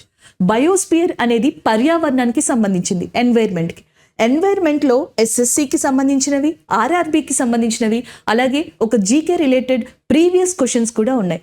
వాటిని గనుక దీనితో మనకి అటాచ్ చేసి గుర్తుపెట్టుకుంటే మీరు అది ఈజీగా స్ట్రెస్ లేకుండా ఆన్సర్ పెట్టచ్చు. ఒకటి 1972, 1972. 1972లో ఇండియాలో ఫస్ట్ టైం వన్యప్రాణి సంరక్షణ చట్టాన్ని తీసుకొచ్చారు. The wild life protection act came in to India in which year అని అడిగితే that is nothing but 1972. So next వచ్చేటప్పటికి 1973. అప్పుడు ప్రాజెక్ట్ టైగర్ ఏదైతే ఉందో దానిని 1973లో ఇండియాలోకి తీసుకురావడం జరిగింది. ఇది మోస్ట్ పాపులర్ కూడా. నెక్స్ట్ వచ్చేటప్పటికి 1974 భారతదేశంలో మొట్టమొదటిసారిగా నీటి కాలుష్య నివారణ చట్టాన్ని తీసుకొచ్చారు. వాటర్ పొల్యూషన్ ప్రివెన్షన్ యాక్ట్ అనే దాన్ని 1974లో తీసుకురావడం జరిగింది. దాని తర్వాత 1980 ఆ టైంలో మనకి ఫారెస్ట్ చట్టాన్ని తీసుకొచ్చారు. గతంలో ఫారెస్ట్ యాక్ట్ అనేది 1927లో కూడా తీసుకొచ్చారు. అయితే దాంట్లో కొన్ని మార్పులు తీసుకొని చేంజెస్ తీసుకొచ్చి 1980లో తిరిగి మళ్ళీ ఫారెస్ట్ చట్టాన్ని తీసుకురావడం జరిగింది. నెక్స్ట్ 1981 మీకు మోస్ట్ పొల్యూటెడ్ సిటీ లేదా మోస్ట్ పొల్యూటెడ్ క్యాపిటల్ అంటే ఢిల్లీ గుర్తొస్తుంది ఇండియాలో. అలాగే 1981లో ఇలాంటి పొల్యూటెడ్ ఏరియాస్ని తగ్గించడానికి prevention of air pollution act అనే దాన్ని కూడా తీసుకొచ్చారు. గాలి కాలుష్య నివారణ చట్టాన్ని తీసుకొచ్చింది ఎప్పుడు అంటే 1981లో. ఇప్పుడు చూడండి 1972, 1973, 1974, 1980, 1981. సో నెక్స్ట్ ఇదే కోవలో వస్తుంది 1986గా చెప్పొచ్చు. 1986లో ఎన్వైర్మెంట్ ప్రొటెక్షన్ యాక్ట్ అనే దాన్ని తీసుకొచ్చారు.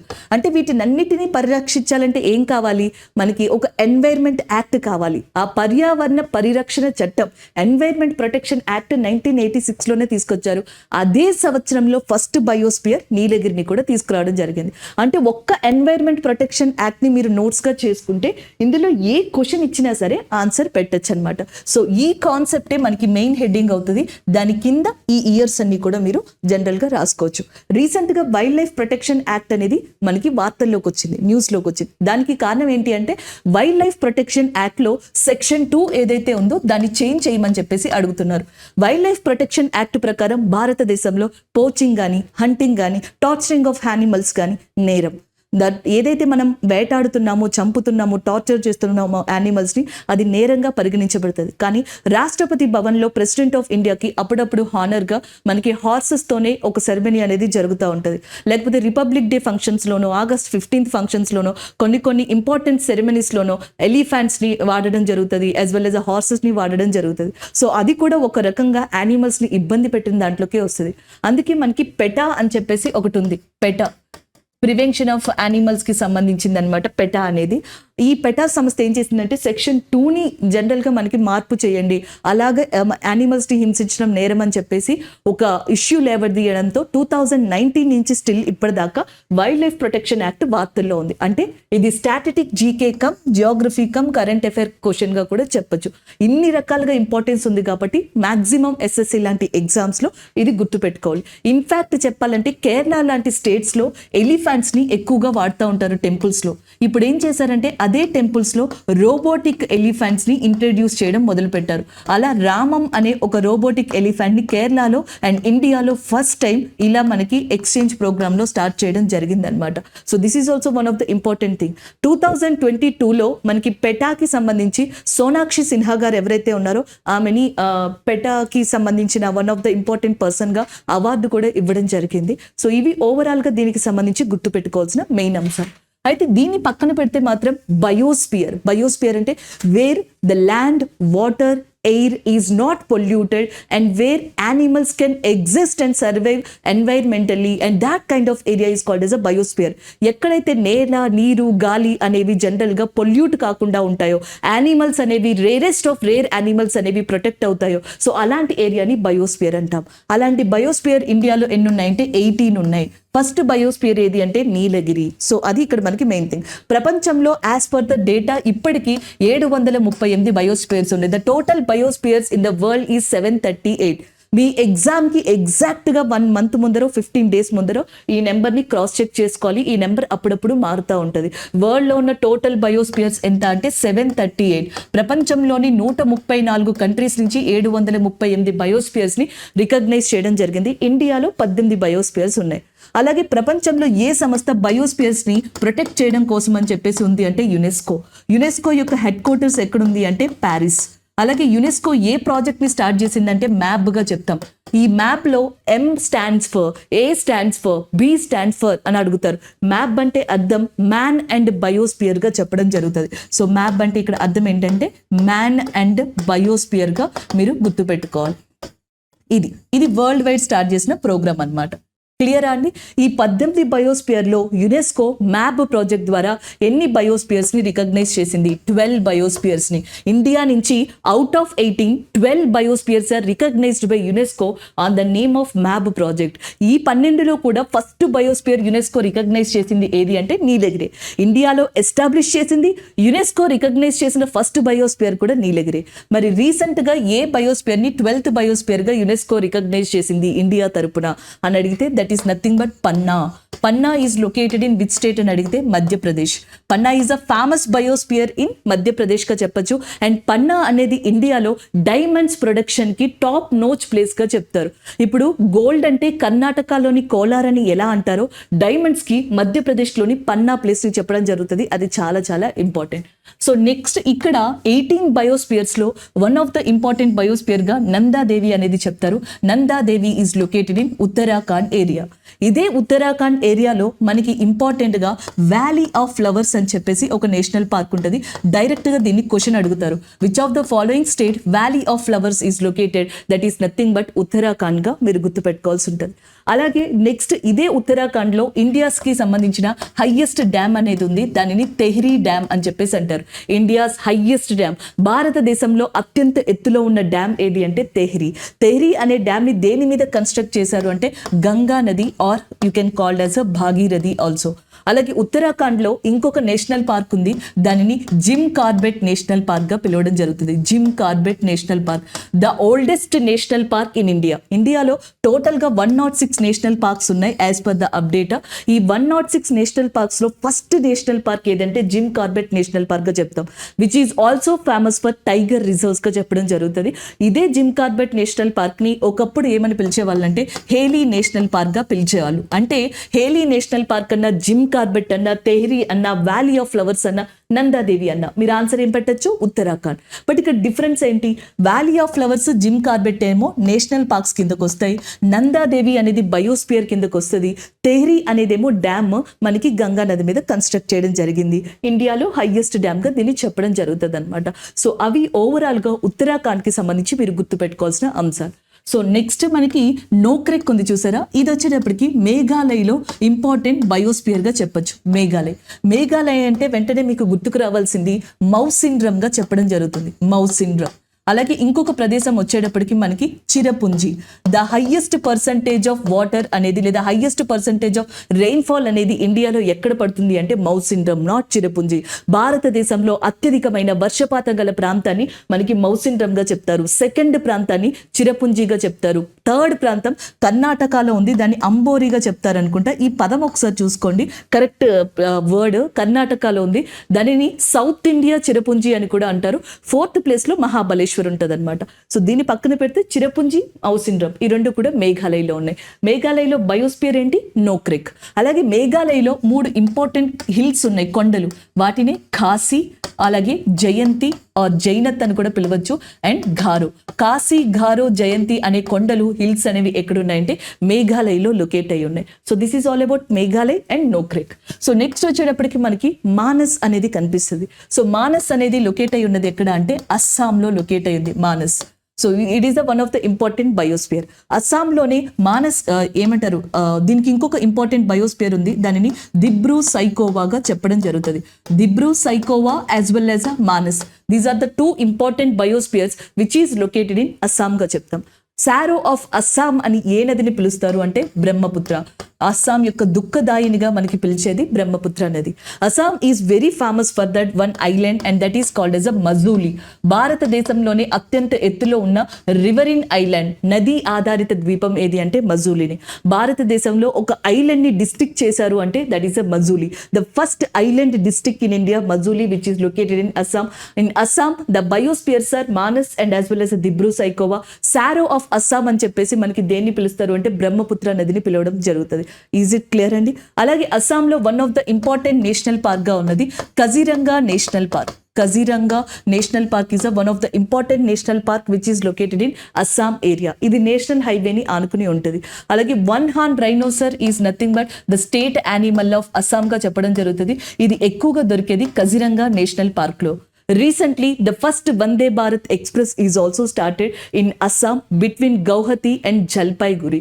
So మనకి Guwahati as well as Jalpaiguri అనే ప్రాంతం ఏదైతే ఉందో ఈ రెండింటి మధ్యలో భారతదేశంలో 19th అండ్ అస్సాంలో ఫస్ట్ వందే భారత్ ఎక్స్ప్రెస్ అనేది రీసెంట్ గా స్టార్ట్ అయింది. Assam is very famous for the tea production గా చెప్పడం జరుగుతుంది. అస్సాంలోని సుర్మా వ్యాలీ, సుర్మా లోయ ఏదైతే ఉందో ఇది ఇండియాలోనే టాప్ నోచ్ టీ ప్రొడక్షన్ కి ప్లేస్ గా కూడా చెప్తారనమాట. సో ఇవి ఇక్కడున్న ఆప్షన్స్ కి సంబంధించిన ఇంపార్టెంట్ థింగ్స్. అయితే ఇండియాలో టోటల్ 18 బయోస్పియర్స్ అని చెప్పాం. ఈ 18లో 4 ఆల్రెడీ ఇక్కడ ఇచ్చాం. అలాగే నీలగిరి తమిళనాడులో ఉంది కదా, తమిళనాడులో ఇంకొక ఇంపార్టెంట్ బయోస్పియర్ ఉంది. దానిని ఏమని పిలుస్తారు అంటే గల్ఫ్ ఆఫ్ మన్నార్ గా చెప్పి పిలుస్తారు. Gulf of Mannar is a important biosphere of Tamil Nadu and as well as one of the biosphere in out of 18. ఈ అవుట్ ఆఫ్ 18లో సుందర్ బన్స్ అనే ఏరియా ఉంది. That is located in West Bengal area which is very famous for royal white Bengal tigers. అలాగే ఇందులోనే శేషాచలం అనే biosphere ఉంది which is located in Andhra Pradesh area. Questions ఒక్కొక్కసారి ఎలా ఇస్తారంటే which of the following state doesn't consist of biosphere, ఈ క్రింది రాష్ట్రాల్లో ఏ రాష్ట్రంలో బయోస్పియర్ లేదు అని ఇస్తారు. Option A Kerala, option B West Bengal, option C Uttarakhand, option D Telangana. తెలంగాణలో బయోస్పియర్స్ అనేవి లేవు, బట్ ఆంధ్రప్రదేశ్లో శేషాచలం ఉంది.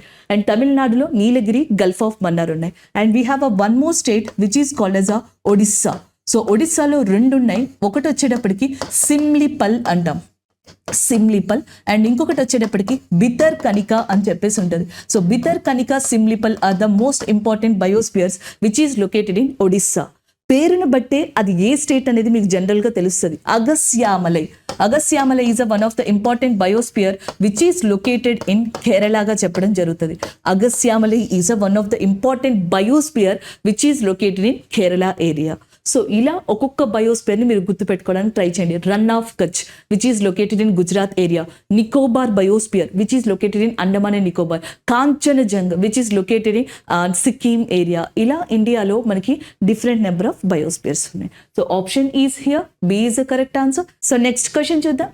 Which among the following state is the major producer of cotton and groundnut and tobacco in India? భారతదేశంలో పొగాకు, పత్తి అండ్ యాజ్ వెల్ as వేరుశెనగ, ఈ 3 కాంబినేషన్స్ హైయెస్ట్ పర్సంటేజ్ ఎక్కడ కనిపిస్తాయి అని అడుగుతున్నారు. సో ఆన్సర్ వచ్చేటప్పటికి గుజరాత్.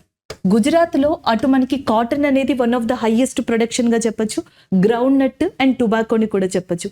మధ్యప్రదేశ్ వచ్చేటప్పటికి soybean, soybean is very famous production of మధ్యప్రదేశ్గా చెప్తారు. రైస్ ఉంది చూసారా, అది మనకి ఆంధ్రప్రదేశ్. ఒక్కొక్కసారి మనకి రైస్ బౌల్ ఆఫ్ ఇండియాగా కూడా కొన్నిసార్లు వెస్ట్ బెంగాల్ కనిపిస్తుంది, కొన్నిసార్లు ఆంధ్రప్రదేశ్ కూడా కనిపించడం జరుగుతుంది. సో ఆంధ్రప్రదేశ్ అనేది రైస్ ప్రొడక్షన్కి టాప్ నోట్ స్టేట్ అనమాట. Next one Tamil Nadu. Tamil Nadu banana ప్రొడక్షన్కి చాలా ఫేమస్గా చెప్తాం. సో ఇలా ఒక్కొక్క స్టేట్ పర్టికులర్గా ఒక్కొక్క దానికి ఫేమస్గా చెప్పొచ్చు. ఇక్కడ ఆప్షన్ డి ఏదైతే ఉందో అది మనకి కరెక్ట్ ఆన్సర్. అలాగే ఈ టొబాకో ఉంది చూసారా, దీన్ని ఎలిమినేట్ చేయాలి, దీని యూస్ని ఎలిమినేట్ చేయాలని గవర్నమెంట్ ఆఫ్ ఇండియా 2025ని టార్గెట్గా పెట్టుకుందనమాట. సో 2025లో కొంత పర్సంటేజ్ ఆఫ్ టొబాకోని ఎలిమినేట్ చేయాలి, కంప్లీట్గా కాదు. సో ఆ టార్గెట్ ఒకటి ఉంది. And even no tobacco day అనేది కూడా మనకి వరల్డ్లో ఒకటి ఉంది, no TB day, tobacco day. So ఈ డే వచ్చేటప్పటికి May 31 అనమాట. టీబీ అంటే ఇక్కడ ట్యూబరిక్లోసిస్ కాదండి, నేను షార్ట్ కట్ లో రాశాను టొబాకోకి సంబంధించి. నో టొబాకో డే అనేది May 31 రికగ్నైజ్ చేయడం జరిగింది. దీన్ని world health organisation first time తీసుకొచ్చింది. World health organisation headquarters వచ్చేటప్పటికి జెనీవాలో లొకేట్ అయ్యింది. రీసెంట్ గా దీని యొక్క 75th యానివర్సరీ లేదా 75th సమావేశం అనేది జెనీవాలోనే జరిగింది. So this is all about this information గా చెప్పచ్చు. అయితే కొన్నిసార్లు మనకి డిఫరెంట్ క్వశ్చన్స్ డిఫరెంట్ స్టేట్స్ నుంచి కూడా అడుగుతారు. ఈవెన్ ఇన్ఫ్యాక్ట్ తమిళనాడు ఏరియా తీసుకున్నాం అనుకోండి, తమిళనాడులో కోస్టల్ ఏరియా ఉంది, ఫేమస్ కోస్టల్ ఏరియా, దాని పేరు కోరమండల్గా చెప్పడం జరుగుతుంది. So Coromandel old name Chola mandal. So దీన్ని కూడా అడుగుతారనమాట. ఈ కోరమండల్ అనేది దేనికి సంబంధించిన కోస్టల్ ఏరియా అంటే తమిళనాడుగా గుర్తుపెట్టుకోండి. అలాగే నెక్స్ట్ తమిళనాడులో we have a temple which is called as a Brihadeeswara Alay. ఎస్ఎస్సిలో ఎక్కువ ఫ్రీక్వెంట్గా అడిగిన క్వశ్చన్ కూడా ఇది. బృహదీశ్వర ఆలయని ఎవరు కన్స్ట్రక్ట్ చేశారు అని అడిగారు. రాజరాజ చోళ ఎవరైతే ఉన్నారో ఆయన బృహదీశ్వర ఆలయ అనే దాన్ని కన్స్ట్రక్ట్ చేశారు, which is located in Thanjavur. తంజావూర్లో లొకేట్ అయి ఉంది. అయితే ఇది వరల్డ్లోనే largest granite temple. And next తమిళనాడులో we have a Kanchipuram area. Kanchipuram, ఈ కాంచీపురంలో మనకి కైలాసనాథ టెంపుల్ అని చెప్పేసి ఉంటుంది, కైలాసనాథ టెంపుల్. సో దీనిని పల్లవాస్ కన్స్ట్రక్ట్ చేశారు. సో పల్లవులు కట్టించిన కైలాసనాథ టెంపుల్ అనేది ఎక్కడుంది అని అడిగితే కాంచీపురం. ఎగ్జాక్ట్గా ఇది జిరాక్స్ కాపీ అని చెప్తారు. దేనికి? మహారాష్ట్రలో ఎల్లోరా టెంపుల్స్లో అంటే ఎల్లోరా కేవ్స్లో ఉన్న ఏదైతే మనకి కైలాసనాథ టెంపుల్ అనేది ఉందో దీనిని రాష్ట్రకూటులు కట్టించారు. Kailasanatha temple which is located in Ellora caves constructed by the Rashtrakutas. Krishna 1 అనే ఆయన కట్టించారు. దీని యొక్క స్పెషాలిటీ ఏంటంటే the tallest single largest rock cut temple in the world గా చెప్తారనమాట. అండ్ ఇన్ ఇండియా కూడా, భారతదేశంలోను అండ్ ప్రపంచంలో కూడా one of the single rock cut temple గా మనం దేన్ని చెప్తాము అంటే కైలాసనాథ టెంపుల్ ని చెప్పడం జరుగుతుంది. అది మనకి మహారాష్ట్రలో ఉంది. రాష్ట్రకూట కింగ్ అయిన కృష్ణ 1 అనే ఆయన దాన్ని కట్టించారు. ఎగ్జాక్ట్గా ఆ గుడిని పోలిన ఇంకొక గుడిని కైలాసనాథ టెంపుల్ని కాంచీపురంలో తమిళనాడులో పల్లవాస్ కట్టించడం జరిగిందనమాట. ఇంకా బృహదీశ్వర ఆలయం వచ్చేటప్పటికి తంజావూరులో రాజరాజ చోళ 1 కట్టించారు. అలాగే ఇండియాలో మోస్ట్ బిజియెస్ట్ పోర్టుగా దేన్ని చెప్తాము అంటే Mumbai port is the most busiest port in ఇండియాగా చెప్పడం జరుగుతుంది. ఇది మహారాష్ట్రలో ఉంది. Second most busiest port in India తమిళనాడులో ఉంది, దాని పేరు చెన్నై పోర్ట్ అన్నమాట. అండ్ ఈస్టర్న్ కోస్టల్ ఏరియాలో ఓల్డెస్ట్ పోర్ట్గా కూడా చెన్నై పోర్ట్ అనే దాన్ని చెప్పడం జరుగుతుంది. అలాగే ఇండియాలో ఫినాన్షియల్ సిటీ లేదా గిఫ్ట్ సిటీ అనేది మనకి ఎక్కడ లొకేట్ అయ్యి ఉంది అంటే గుజరాత్లో we have one more temple that is Somnatheshwara temple అనేది గుజరాత్లో ఉంది. దీన్ని గజని అటాక్ చేయడం జరిగింది. అలాగే మధ్యప్రదేశ్లో యునెస్కో యొక్క హెరిటేజ్ టెంపుల్ అయిన ఖజురహో టెంపుల్ అనేది కూడా ఇక్కడ లొకేట్ అయ్యి ఉంది. అండ్ ఇంకొకటి మనకి 500 రూపీస్ నోట్ ఉంది చూసారా, 500 రూపీస్ నోట్ మీద మీకు ఒక సింబల్స్ అనేవి కనిపిస్తుంటాయి, 500, 100 ఇలా 100 రూపీస్ నోట్ మీద వచ్చేటప్పటికి మీకు స్టెప్ వెల్ అనేది కనిపిస్తుంది, రాణి కా వావ్. సో ఇట్లా 100 రూపీస్ నోట్ మీద ఉన్న రాణి కా వావ్ అనేది మనకి స్టెప్ వెల్ గా చెప్తాం. అది ఎక్కడుంది అంటే గుజరాత్ లో లొకేట్ అయి ఉంది. అది one of the important thing. And next Madhya Pradesh వచ్చేటప్పటికి ఖజురహో టెంపుల్ అనేది ఫేమస్. అలాగే SSC question, Bhupal gas tragedy అనేది కూడా మధ్యప్రదేశ్ లోనే జరిగింది. అది ఏ గ్యాస్ వల్ల జరిగింది అని అడుగుతారు. మిథైల్ ఐసోసైనేట్, మిక్ గా చెప్తాం. మిథైల్ ఐసోసైనేట్ అనేది ఎక్స్ప్లోడ్ అవడం వల్ల భూపాల్ గ్యాస్ ట్రాజడీ అనేది మధ్యప్రదేశ్ లో జరిగింది. చాలా సంవత్సరాల తర్వాత తిరిగి మళ్ళీ భూపాల్ గ్యాస్ ట్రాజడీ అనేది రీసెంట్ గా వార్తల్లోకి వచ్చింది. దానికి కారణం G20 సమావేశాలు. G20 సమిట్స్ అనేవి ఈ సంవత్సరం ఎక్కడ జరుగుతున్నాయి? ఇండియా. SCO సమిట్స్ కూడా ఈ సంవత్సరం ఎక్కడ జరుగుతున్నాయి? ఇండియా. ఈ G20 సమావేశాల్లో భాగంగా ఒక వర్కింగ్ గ్రూప్ సమావేశం అనేది ఖజురహో ప్రాంతంలో జరిగింది. అండ్ ఇంకొక సమావేశం మధ్యప్రదేశ్ లో వేరే ప్లేస్ లో జరిగింది. అదే టైంలో భూపాల్ గ్యాస్ ట్రాజడీలో ఎవరైతే ప్రాణాలు కోల్పోయారో వాళ్ళకి సంబంధించిన కంపెన్సేషన్ అనేది ఇంకా అందలేదు. దానికి సంబంధించిన చర్చలు రీసెంట్ గా G20 సమావేశంలో జరిగాయి.